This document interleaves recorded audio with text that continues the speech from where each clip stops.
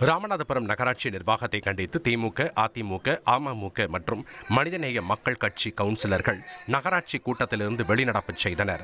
வரி நிர்ணயம் செய்ய கவுன்சிலரிடமே 6 லட்சம் ரூபாய் லஞ்சம் கேட்டதாக குற்றம் சாட்டிய கவுன்சிலர்கள் உடைப்பெடுத்து ஓடும் பாதாள சாக்கடையை சரி செய்யவில்லை என்றும் குற்றம் சாட்டினர். முழுமையா என்னன்னு கேட்டா, நகராட்சி அதிகாரிகள் கவுன்சிலர் யாரையுமே மதிக்கிறது கிடையாது. மக்கள் பிரச்சனைகள் தீர்க்கப்படுறது கிடையாது.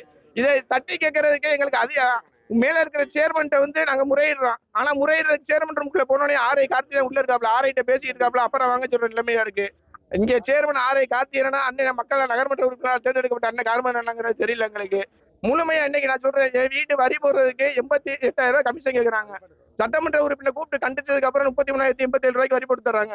1,26,00,000 மனங்களை வென்ற தந்தி டிவி யூடியூப் சேனல். தவிர்க்க முடியாத தம்ப்நெயில்ஸ், கலக்கலான கான்டென்ட்ஸ். நீங்களும் இந்த குடும்பத்தில் இணைய இப்பவே சப்ஸ்கிரைப் பண்ணுங்க.